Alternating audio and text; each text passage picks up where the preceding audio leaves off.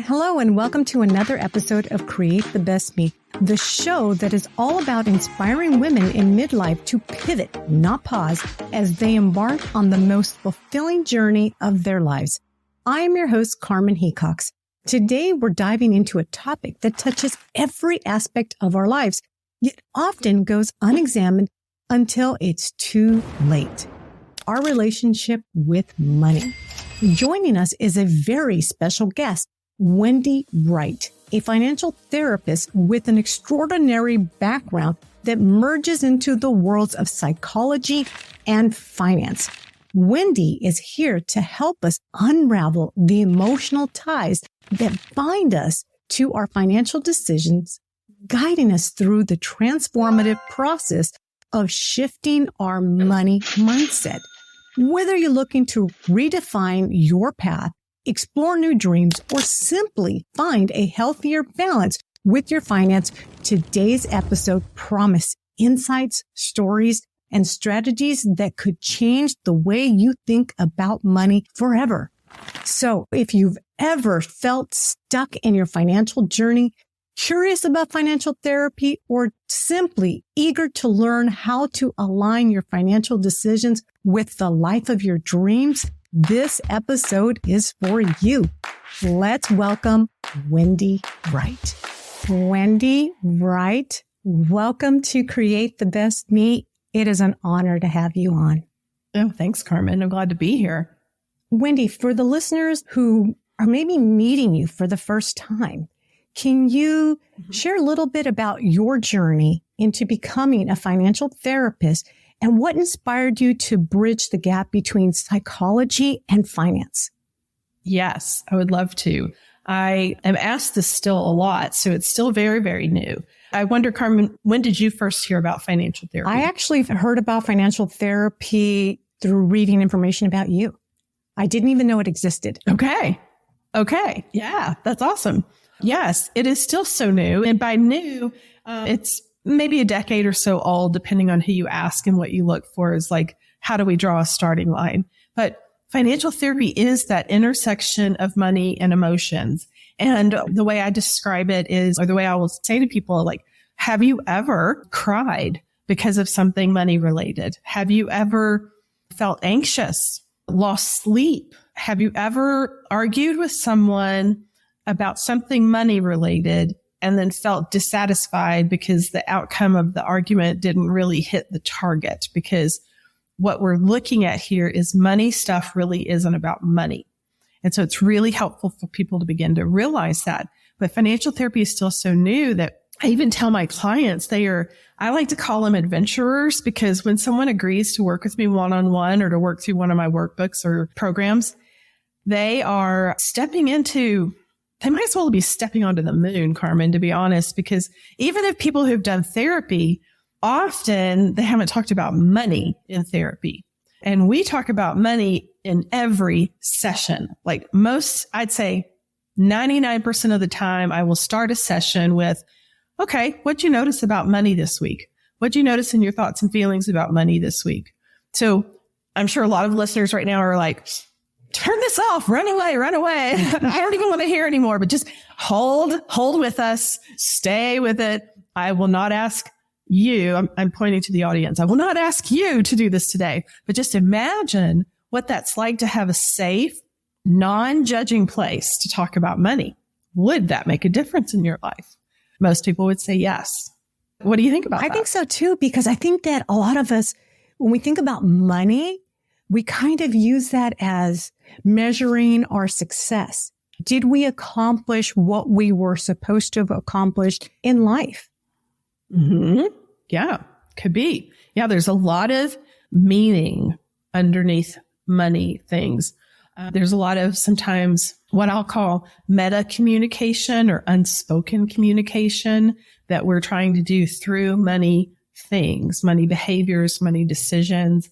And it's so helpful to pause and see if that's happening, because often a client or somebody will try to make a money decision in order to appear smart, for instance, when actually it wasn't the most helpful money decision. but then they're scared to back out of it because it is quote unquote supposed to be the smart money decision, right? Or any sort of way in which that shows up. We want to go underneath what is guiding that decision and see what thoughts and feelings are there to create maybe a way to exhibit intelligence, or not even exhibit it, to feel it inside. As an example, that's just one example. Can you explain the difference between financial therapy and financial advice? Yes, absolutely. It's a very important distinction. So in the money world, there's coaches, there's advisors, there's planners, and now there's financial therapists, and there's also financial counseling. So any of these words can be mushed around a little bit by people. So as a consumer, I encourage people to ask certain questions to see if they're getting the product that they want to be getting. So a financial planner and advisor is going to be someone, think about how often you meet with them and what will be the outcome of the meeting. So they will tend to meet with you a few times a year, maybe max, maybe once a year. So you want to always be able to ask that question. And part of their role is to sell you products or guide you into products to buy. Okay. So that is why you'll often hear people talk about you want a fiduciary, which means you want someone in that role that has your best interest at heart. You want to be, and I encourage my clients to be really comfortable asking these questions. Now, if you're not comfortable asking those questions of someone, and many people are not, then that is a clue that a few financial therapy sessions may be helpful, because often in a financial therapy session, we'll role play asking these kind of questions. If anyone has sat with a financial planner or advisor and just felt this like complete shutdown, or kind of like that frozen kind of feeling, or maybe you start suddenly reviewing your grocery list in your head, or thinking, okay, when I'm done here, I'm going to need to get gas, groceries, go to the cleaners, Like, so in other words, you've left the room, even though you're still there with them. Those are all ways to notice maybe there's some anxiety here. Anxiety is an emotion. So financial therapy is a place to address the emotions that come up when money is being talked about. So it's helpful to see that. So that's the role of a planner or advisor. Now, I'm also a trained money coach. So I often will talk with my clients about the difference. I'll say, maybe we'll be in session and I'll say specifically, okay, I'm going to offer you some coaching now. Because to me, all of these are lovely professions. There's no like one is higher than the other, but a coach often is going to come from a format of guiding, instructing, teaching, educating. Therapists also do a lot of good education. Psychoeducation is a word. So a financial therapist, I may offer some psychoeducation. Coaching, when I blend it into my own personal approach, I'll say, why don't we try this, whatever we may be working on? And then the therapy part of it is, if you do it, that's good. But if you don't do it, that's fine too, because we're going to talk about what got in the way. And because we're going to take time, we're going to go slowly. We're going to look at this. And some coaches may do this. I'm not saying coaches don't do that, but the therapeutic part is not in a hurry. We really want to get underneath it. And I think I'm just good at reading people's thought bubbles. So I can see like they're thinking, they might be saying something and thinking something else. And I'll be like, are you thinking this? And they're like, how did you know? Did you read my mind? So that's some of the differences. Reflecting on your diverse background, how do you believe your experience in being a mortgage loan officer, business owner, licensed marriage family therapist has shaped your approach to financial therapy? Oh, so much. And I'm also a certified eating disorder specialist and a certified intuitive eating counselor. So I have this intense eating disorder background and range of knowledge. And that's actually sort of the doorway within which I found financial therapy, was watching my eating disorder patients transition into money behaviors with the same messaging that they were saying about eating disorder behaviors. Because if you've ever heard it said, eating disorders are not about food, because they are not. And eating disorders are also more about the brain than the body. And those are two really hard jumps for people who love someone with an eating disorder, because they're like, but all they talk about is food. All they talk about is their body. I'm like, okay, but you can go that route. That's not going to help. We want to treat the brain. Well, when I began to notice this parallel or this switching of behaviors, I began to ask questions.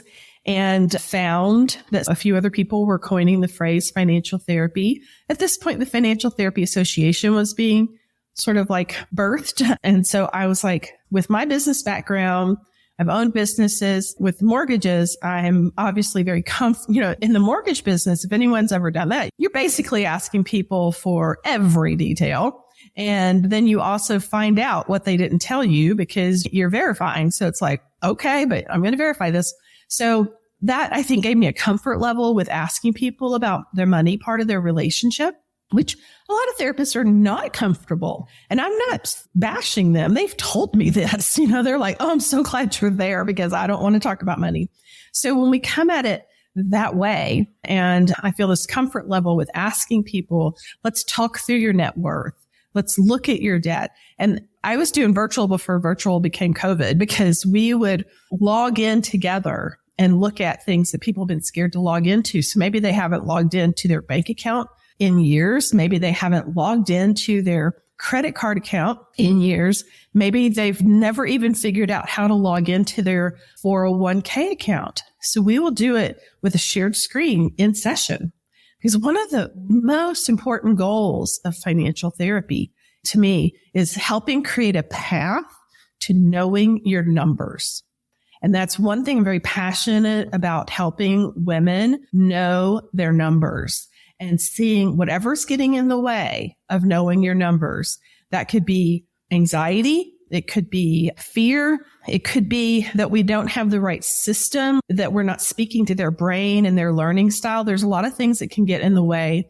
And that's one thing that I do is help people create a path to knowing their numbers with confidence and clarity. What do you think causes people to develop that fear or phobia of talking about their numbers or even spending money? And the reason I ask this is because my younger sister and myself, we came out of the same household, but I noticed that my little sister has no problem spending money versus I have always had a problem spending money or even talking about money. Oh, such a great question. Why do different people have different relationships with money? Such a great question. So, Carmen, one of the things that I find helpful with this is to take the money out of it. So let's take the money words out of it. Often what we're looking at is people's individualized relationship with decision making. So in my workbook, Healing Through the Money Food Connection, one of the things that I take people through is this really interesting parallel of relationship with food and money. And in that, we talked about eating disorders aren't about food. Disorder really isn't quite the word yet because there's no diagnosis for this, but let's say struggles aren't about money. And one of the ways that we look at this is I say, what if we just call it a decision-making issue? So if you don't mind me asking more specifically, like think about you and your sister, think about other ways y'all made decisions differently. For instance, maybe if you're going, let's pick something kind of neutral. If you go to Disney World or Land, because you're closer to Land. I lived in Florida for a while. We went to World a lot. Maybe you go in with a family of 6 and everybody wants to do something different first. And maybe one of them wants to go see a show. You pick like something where you and your sister just kind of a neutral, where you automatically would make a different decision right off the bat. I think that I'm more of a planner and my sister's more of a go with the flow. Yeah. Okay, cool. So right off the bat, you're seeing a difference in temperament. It's the same thing I'll say too. Like think about a class of first graders. Like nobody really goes in there and assigns them the role of you sit up front, you sit in the back and cause trouble, right? They just gravitate based on their temperament. So we do the same thing with money. But what happens with money, because of course we're working on this, but financial education still has a long way to go to become a strong, safe system. So what happens for a lot of people is their temperament leads them to make certain decisions about money, about spending, giving, saving. And it's all about how do I manage risk in my decision making? So one way to manage risk in decision making is to never make a decision. That's a lot of rigidity. Another way to manage risk in decision making is to never pause and just make the first decision that you come up with. Neither's right or wrong, but when it comes to money or the rides at Disney World or anything, you want to look at and want to be able to come in and look at, well, what works for me? So whatever system you have going, when we look at this, I created 10 principles of financial therapy to help people understand this. And the first one, I always say the first one has to come first. And that is to look at it with compassionate curiosity and zero judgment. So if we look at your money decision-making with compassionate curiosity and zero judgment, then we can begin to ask the question, is this working for you? And if it's not, what would you like more of or less of? Which is another principle of financial therapy that I created. And that is that there's not a good or bad. I really haven't met anyone yet who's bad with money. What they're struggling with is their decision-making, or their decision-making about how to learn about it, or their decision-making about how to get support. Like there's lots of different things. When we take that good, bad out of it, then we open up the chance for healing and change. Does that make sense? It does. It does make sense. And I like that. Mm-hmm. And this is something I just watched a movie over the weekend. It's called Queen Pins. I don't know if you remember it, because I was listening to a prior interview that you did and you talked about couponing. And so this particular movie is about these two women that become finagles at couponing, but it becomes more of an obsession. And you talked about people couponing and saving, but then there was no action after that. Mm-hmm. So can you talk a little bit more about that? Because I wanted you to dig deeper in that interview.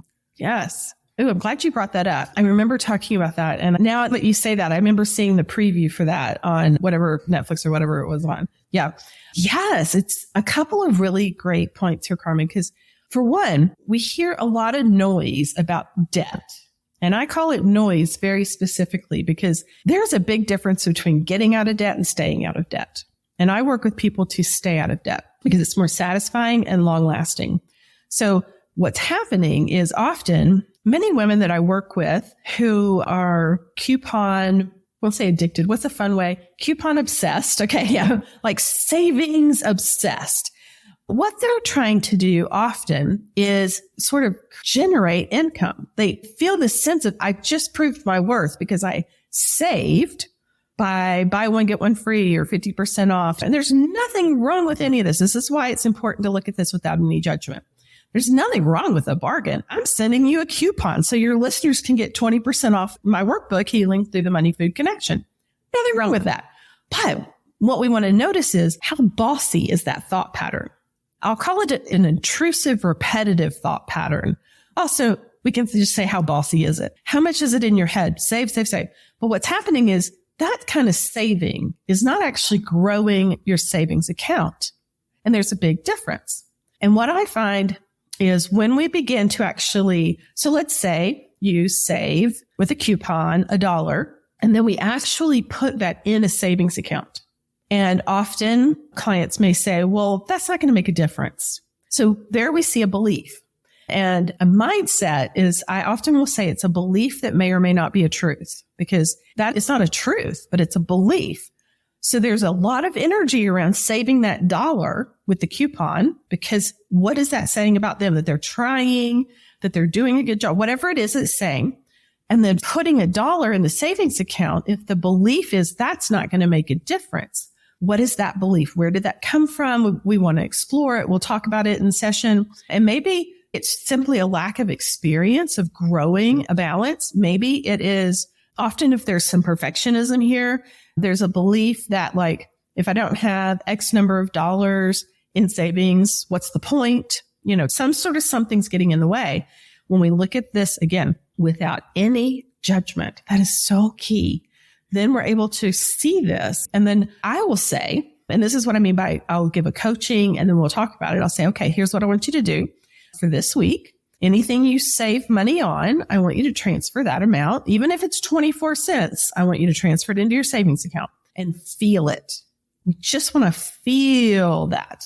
Now, okay, I know some of you are like, hey, don't make me feel anything here, but I'm going to, because that makes a difference. And then we journal about it. So one of my first exercises that I've given probably to everybody I've worked with, and can send you a link to as well for your audience, is to start journaling your transactions with thoughts and feelings, not the numbers yet, the thought and the feeling. So let's say you put $1 and you think, what's the point? You do another $1. What's the point? This is your thought and feeling, your journaling. And about $10 later, you're like, oh, I got $10. And you'll see it accumulate and you'll start to feel it. So that's just an example, but it kind of helps people begin to understand what is the mindset that they're living under, and is it really taking them where they want to go, right?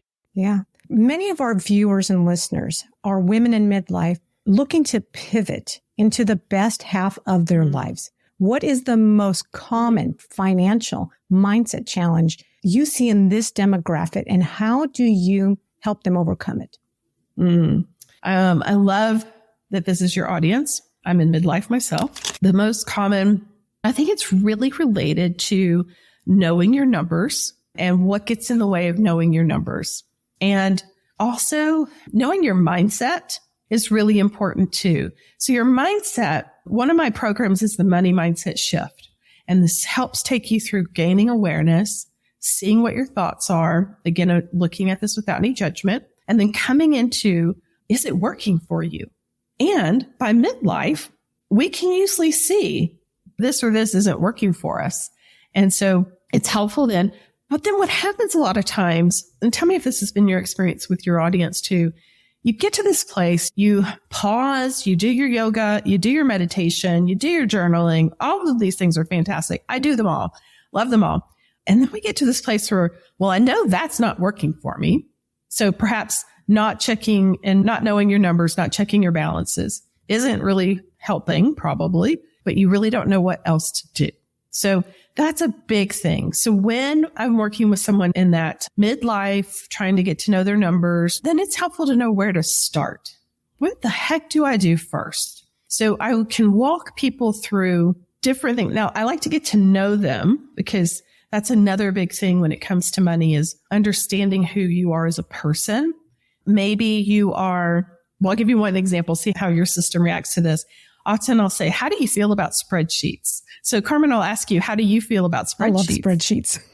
Okay. See, and your whole body lit up, right? So that's fantastic. So that tells me we're going to go and make some spreadsheets for you.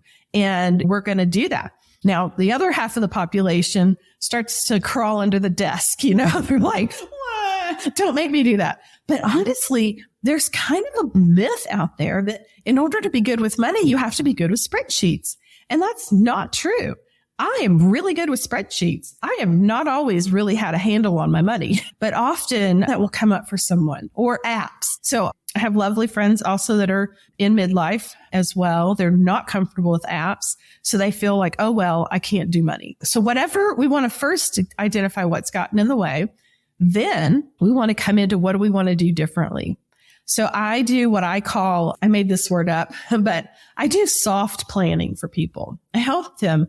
So by first talking about, what do you want? So wants and needs is a big part of our relationship with money, because it's a big part of our relationship with ourselves. Think about how often we struggle to identify the difference between something we need and something we want. Does that connect for you? Well, my mindset has always been that I might want this, but I only get what I need. Mm-hmm. So and I think beautiful. It's because I've raised 2 children on my own. For 20 some years. I raised my older children all by myself. So I always lived with the mindset of get what you need, not what you want. Yes. So important to look at that and to see how, that came out of a very natural set of circumstances. I'm also a single mom of 2 now adult children, but yes. So looking at that, Karen McCall was one of my money coaches. She wrote a book called Financial Recovery, and she does some lovely work about wants and needs and things like that. So I have to give her some credit because she's great. So we talked a lot about this, and we talked a lot about how quick it was for me to meet my kids' wants and needs. And always, even the place where we were just doing needs, and she would say, needs sustain you and wants entertain you, as one way to look at it. Then I have, in my experience with people, also come in with different wording where I talk about what do you need for your basics, which is more of that therapeutic Maslow's hierarchy of needs. The bottom level of this is your food, clothing, shelter, transportation, security, and safety. Elizabeth Warren's book, All Your Worth. Yeah. All Your Worth is the name of it. Really goes into the whole 50-30-20, where 50, if anyone's heard of it, 50 is your needs, 30 is your wants, and 20 is your savings. So any way you kind of begin to look at this, you're going to tap into your relationship with this. And what I call wants, for me, I call what does it take to nurture my life? Because that word connects for me. And then when I do something that feels kind of like more of a want than a need, I call it a nurture, something to nurture me. And then it has more meaning. Even as I see it come across on my bank statement, or if I'm writing down some things, and I'm like, oh yeah, that was nurturing for me. And that can be something as simple as, I like to use yoga as an example, because yoga we can get for free. Yoga we can do for free. We can just go in our backyard and just put your hands up in the air and breathe, kind of thing. Or you can watch it on a YouTube video, that kind of thing. But for me, it's extra nurturing to go to a studio and attend a class. I like that. Not everybody does. That's why there's no judgment here. So I call the money spent for that my nurture money. And that increases the meaning in my life. So that is how I help people begin to separate those out and include the nurture. Maybe their nurture is free. Maybe there's some way I went to yoga and maybe there's yoga in the park and it's free or something, but we're still including it because that nurture is important. And that's how we can begin to sort of divvy it up and see how we want to spend our money. And I think I lost track of the question, Carmen, to be honest, but hopefully that helped. I think that what you've said gives it a balance, because it's not all about what we need, but we also need to have a little bit of want in order to be happy, because want makes us happy. So satisfying the want makes us happy. Yeah, absolutely. Absolutely. Yeah. Feed your soul. Yeah. Because I'm married now and my husband does things that it shocks me. But the feeling that I get when I receive some of the things that he does, like takes us on trips or whatnot, I feel good. And I'm like, oh my goodness, I missed out on this because I've always lived with the mindset of what you need and turn off the want. Yeah. Yeah. Yeah. So opening space for that care, doesn't it? It does. Good? It feels amazing. Investing can be intimidating. Could you share where one client managed to overcome their fear of investing and highlight the impacts it had on their financial journey? Yes. Well, a couple different things come to my mind. So investing, well, first of all, if someone is scared of investing or feels intimidated about it, I definitely want you to journal with them. I'm pointing to all y'all that are watching us. I want you to journal. What am I afraid of? Like, really get into the fear. Be as specific as possible. There are great resources out there for it, but I want to give a today example, because today, most of us are going to make a purchase. And that's very important to recognize. Every purchase you make is an investment. Okay. So when you go to Target, you're putting money in the Target system. When you go to the grocery store, when you go to something online, whatever it is. So I say that to help women feel comfortable that they are making investment decisions when they go and make their daily spending decisions. So that's the first place that we start, because what we're talking about is therapeutically, how do you own your money? Owning your money is something that is usually a pretty big shift for my clients, because they feel like, well, going back to the savings question, I usually will ask this question. If someone struggled to save, I'll say, well, what if you had X number of dollars in savings? Whose money is it? And this is a biggie, because either they will say, well, it's mine, right? Question mark. So there's not this like, it's mine. Or they'll go, oh, that's a good question, because they don't know. Or they'll have another kind of answer, because what's happening here is this is what's blocking them from saving, is that they don't feel they own that money. Because what's really happening is the person who asks the best gets it. Now, nobody says that up on top, that's not the header, but that is what's happening. So why bother saving, right? So when it comes to investing, there's this idea, if you feel like who owns the money that you're investing, if you don't know the answer to the question, that you own it, then investing is going to feel intimidating and hard because basically you're kind of dropping it off into, the wishing fountain, right? So once we begin to look at these different mindset things about whose money is it, how do I control it once I have put it into an investment? And then honestly, really having a good understanding of how does money make money? Okay. If you don't get it, you don't get it. And that's okay. That's why we're going to talk about that without any judgment. So hopefully that helps. It does, because I think a lot of us look at, well, if I put $100 into this vehicle, then we think of the transaction of $100 into X vehicle. It now becomes the owner of the vehicle, and it's no longer mine because I'm not holding that $100. Right.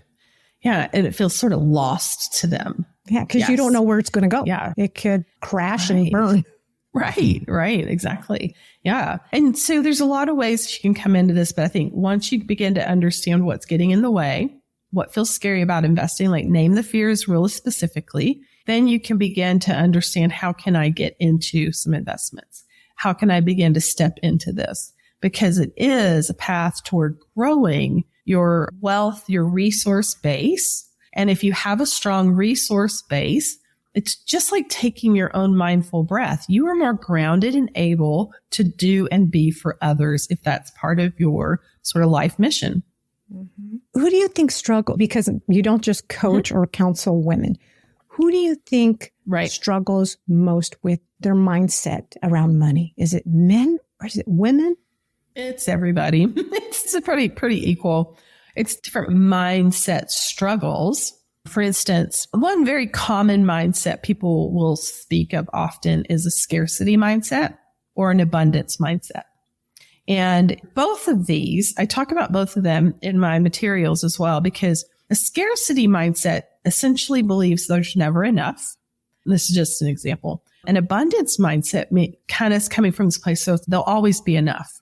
And you've probably noticed, if some of your listeners may have noticed, those two people tend to partner up. And then they're constantly going, what? I don't get it. But when you understand someone's mindset, what's happening, both of those can come from a place of fear and avoidance, because both of those mindsets, there's never enough money, there's always enough money, will typically not check the bank balance. There's never enough money, quote unquote. That scarcity mindset doesn't check it because it's going to be awful. The abundance, quote unquote, mindset that there's always enough money doesn't check it because there's always enough money. So there's like lots of different reasons and lots of different mindsets out there. What is important is what behavior does it motivate? And is that behavior getting you where you want to go? And and I'm just making up one small example, but that helps us understand, okay, what is happening and what behaviors are happening and how can we begin to change those? See, and I always thought it was women. And I think it's because growing up, you and I are close in age, I'm assuming. I was always told that boys are always good at math. And when you get married, let your husband handle the finance. But in my household, we were always taught in school, boys are always better at math than girls. Mm-hmm. But in my household, my mom is the one who handled the checkbooks. So growing up, I had this big question mark. Like, if that's true, then why does my mom pay the bills? My dad doesn't. But I still went through school and college just thinking that once I got into those higher math classes, I was going to be surrounded by men. And so that's why I thought that maybe women would be the ones that maybe had that struggle with the shift in mindset around finance. Mm-hmm. It's helpful to see, though, also, Carmen, that I think it's like, I want to say 1974, which honestly was not that long ago, is when women were allowed to have their own bank accounts. So we're really looking at, yes, like even generationally, this was handed over to men for years and years and years and years. So, and I say that to help women feel less judgment and shame if they don't feel like they have a finance degree from Harvard, or, like you don't have to understand your money. It's about starting, wherever you are. And that's why I come back into, I want to help women know their numbers. And I specifically am saying, let's know your numbers. I'm not saying fix them, maximize them, optimize them, any-ize them, but just know them. Just be able to put on a piece of paper, one piece of paper in pencil, because maybe you need to erase something, and just pick a date And I call this a snapshot. Instead of calling it a net worth or a balance sheet or any of those sort of blah, blah, blah accounting phrases, I call it a snapshot because we want it to understand that money work is never done. It's another one of my principles. Money work's never done. So we're just looking at where is it today? It'll be different tomorrow. It might be different in an hour. If you're about to go to the grocery store, you have this much money in the bank. An hour later, it's going to go down a little bit because you went to the grocery store. So we start with just knowing them and then just sort of taking a deep breath and pausing and then asking, what do you want them to look like? Which is very, very different because usually people will think about going into their numbers almost like they're going into the principal's office. They're just going to go in there and find out all the things they've done wrong, right? Yeah. Do you think that connects for your listeners? I think it does. Mm-hmm. Yeah. Yeah. So we want to soften it. We want to reduce the judgment, and I want to help women know their numbers. What's one financial myth about midlife that you'd like to debunk for our audience, especially women looking to redefine their path or chase their dream? Yeah. Oh, I love that question. A myth to debunk, I would have to say one that comes up a lot is that it's too late to get started. So let's bust that one open. If you get some confetti or something where we explode that over us with the graphics, we just want to bust that. It's never too late. Just start. Let's start today with knowing your numbers. And then, so know your numbers, just like we talked about, just write them down and then ask yourself, what do you want? It's that same thing of like, if you don't know where you're going to go, you won't get there, right? So just start, ask yourself what you want. That's a place to start, but it's not too late. Don't you think that's a common one, that it's too late? I think so. It's never too late. I always say, as long as you're alive, it's never too late. Mm-hmm. Mm-hmm. Exactly. Absolutely. Yeah. Wendy, what are you currently working on right now? Is there a book? And what can we expect in the future? Oh, yeah. I'm putting the finishing touches on this program, the Money Mindset Shift, which takes a lot of what we talked about today and then helps people push forward. And it is a do-it-yourself online resource course that you can actually, one thing I like about online resources is that I can listen to them. So even though I've made videos, we can always listen to them. So you can listen to them while you take a walk, while you're in the car, and just let it sink in over and over again. What is my money mindset? How can I shift it? What does that look like?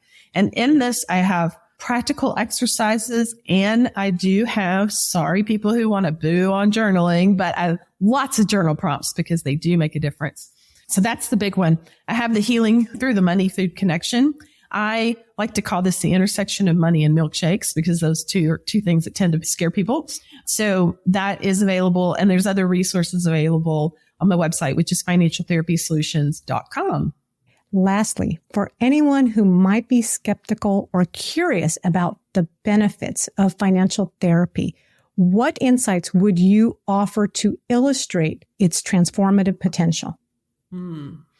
Wow. I think coming into a place, using that first principle of abundant, compassionate curiosity and zero judgment, imagine if you can come into a place where you will not be judged at all for your money decisions or situation at all. And if that resonates, like if that would be different, financial therapy is a place for you. And that's great.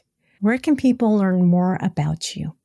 Head over to financialtherapysolutions.com. Also, that is my Instagram handle, and LinkedIn is, I believe we're putting in the show notes because it's basically Financial Therapy Solutions. Also, I usually do a quarterly workshop. I just did one on a money talk makeover. We talked about how to flip the script for some difficult money conversations. I like to do those live because it's great to get interactions. So signing up on my email list is a great way to be the first to know about workshops that are coming up as well. Wendy, thank you so much for coming on the show. I will include all of your information, all the links to everything that you referenced here so that people can get all that information and also get to know you a little bit better. Thank you, Carmen. I really appreciate it. Right. And that wraps up today's episode with the incredible Wendy Wright.